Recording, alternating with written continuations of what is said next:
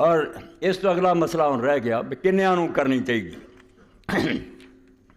एक खलां बटूरन वाले लोग जिहड़े आंदे घर दे सारे जी जुदे जुदे करन, ए प्यो दी है, मां दी है, बीवी दी है, बच्चे दी है। यार अल्लाह दे रसूल ने जिहड़ा दीन दस्सिया चंगा नहीं लगदा तुहानूं? क्यों दे उल्ट करदे जी तुसीं? पैसे खर्च करने होर थोड़ियां जगह ए ज़लज़ला दरगान है, दीनी किताबां दी इशाअत है, होर ऐसे इदारे हैं, उन्हां दी इमदाद करो जिन्हां दीन मजबूत होवे। ये इन्ना ही काफ़ी है कि घर ते कीती है बस।